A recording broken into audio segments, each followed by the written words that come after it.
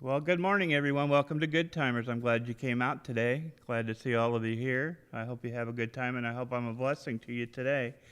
I want to start today by talking about Romans 8:28, where it says, "And we know." What do we know? Do you know for sure that you're on your way to heaven today? It's a very, very important question. Very, very important that you answer that question, and then that you are.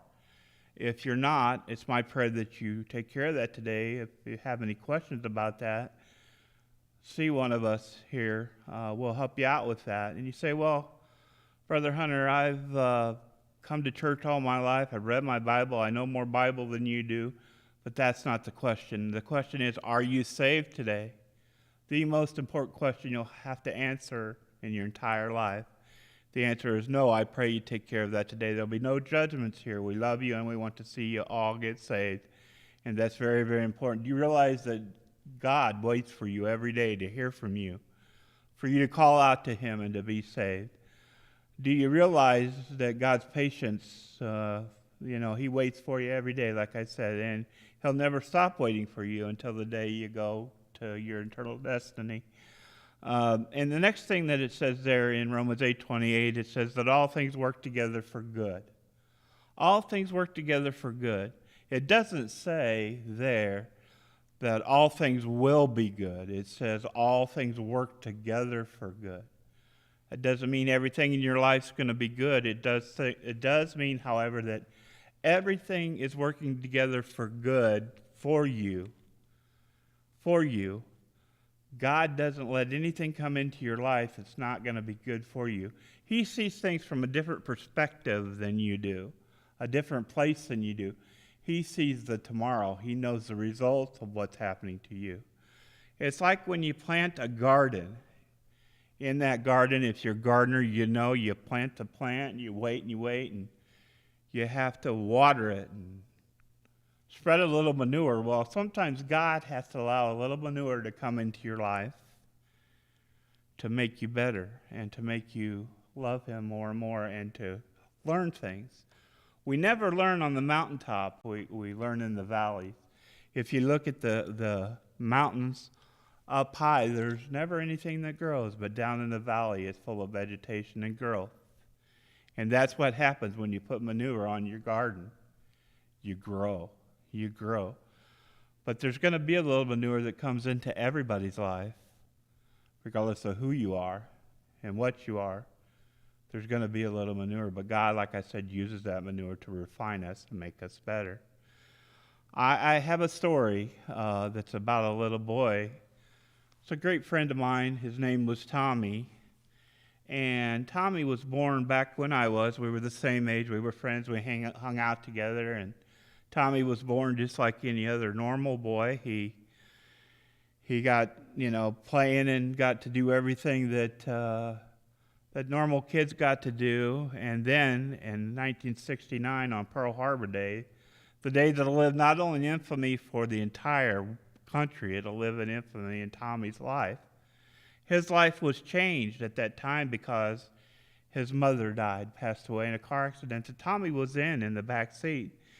And something that a lot of you don't realize and didn't realize, I don't think I've told anybody before about Tommy, but Tommy's dad was hunting down a little ways from where this accident happened and passed by the accident. Didn't realize it was his wife and his kids because they were supposed to stay home because the weather was bad. But when he got home, he realized that there was a note on the table telling him that Tommy and his sister and his mother were going to go down to Grandma's house.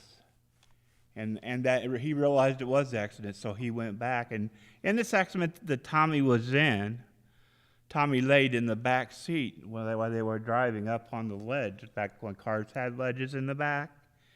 And he had rolled down underneath the seat, and he was stuck there and couldn't get out.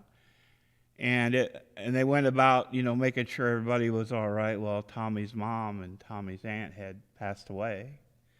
And Tommy's sister, who was in the front seat as well, the only one that remained in the front seat, stayed there, but his mom, I guess, had somehow shielded Tommy's sister, and she didn't pass away. She barely had a cut on her head. That was all she had to show from the accident.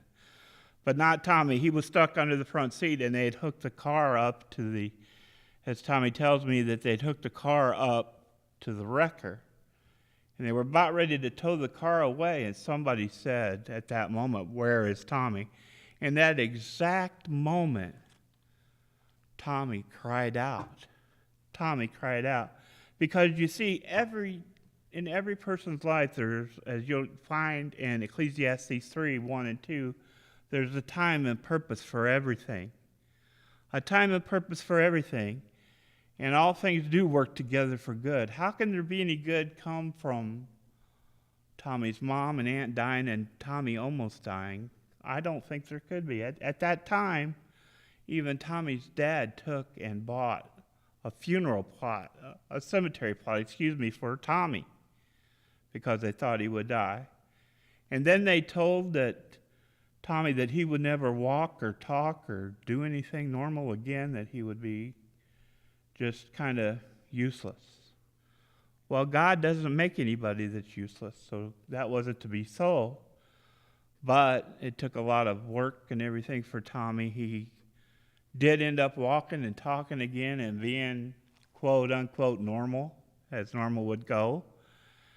And he just went through life and was going along, and you think things would be smooth now because Tommy had escaped death once, see, because God, plants people here, and sometimes he pulls people up and unplants people and brings them home. Well, it wasn't Tommy's time. But another time came when Tommy broke his neck playing basketball. And another time God it seemed like calling Tommy home. But it wasn't to be. You see, Tommy broke his neck, and at that time, if he had even touched his chin to his chest, he would have passed away, because at the C1, C2 level where they hang people, he had broken his neck. And if he would have simply touched his chin to his chest, he would have passed away instantly. But God had a purpose and a plan for Tommy, yet Tommy still didn't know. And Tommy had to go through that neck surgery 3 times. And if you've ever seen, I saw Tommy, it was miserable. He had to be in this halo thing. He had to walk around, and they had to put 4 screws in his head to hold this halo in place so his neck would be straight. So Tommy had a pretty miserable way to go. But God still had a purpose and a plan. You say, Brother Hunter, how could any of that work out for good? How could any of that garden stuff you told us work out for good? It says to everything in Ecclesiastes 1, it says to everything in life, there is a time and a purpose. A time and a purpose in God's plan. There's everything that works together for good, and there's a time and a purpose in God's plan. Yet, what was Tommy's purpose? Was it just to come here and be born and live to be 4 years old and then not have a normal life? And never, ever do the things that normal kids get to do or anything? Well, let me tell you that Tommy grew up and overcame all his obstacles and played football, basketball, and baseball, believe it or not, at Canton High School. The kid, Tommy, that they said would never walk or talk or be normal again is normal. And it says all this happens, all things work together for good to them that love God and to them that are called according to his purpose.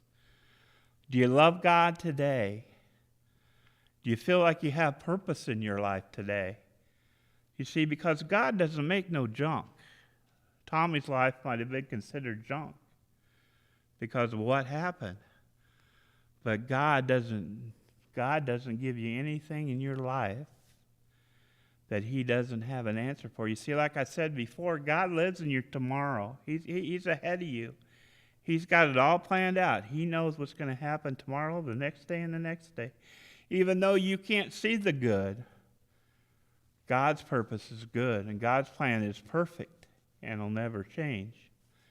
You see, this Tommy that we're talking about is actually me. I went through all of this. I was born. I thought it was going to be a normal life. I never really got to know my mom. But you know what? Then another thing happened to me in 3rd grade. My mother didn't love me. My stepmother didn't love me and told me to get out. She hated me at 10 years old, hated me, and wanted me to go live with my grandma for a year. I did that. How can that be good for a mother to tell a son, a stepson, supposedly took on as a son, that she didn't love you? Well, our God's not that way. Our God loves you, and everything he does is for good, works together for good. You see, it isn't all going to look good. It all isn't going to be good. There's going to be a little manure that comes your way. But never, never, never will there be anything that isn't working together for good. And our good is not the same as God's good. God is so good that we can't understand his good. He's working things out for our eternal purpose. Our eternal purpose. But like I talked before he can do that, you got to get saved. You got to come to know him as Savior. You say again, Brother Hunter, I know, I've read the Bible, I come to church, I give my money, my time. That doesn't matter. It's, are you saved? Are you on your way to heaven? If not, please reach out to one of us here today, and we'll help you. We'll help you settle that up so you can start your eternal purpose. You see, you've been living a life so far that's not for God, but that can change. You can't live for God till you meet God. Once you meet him, then you can live for him. Will you live for God today? Will you meet him today? Thank you for coming out. We appreciate seeing you. We hope we see you next month. Have a good day.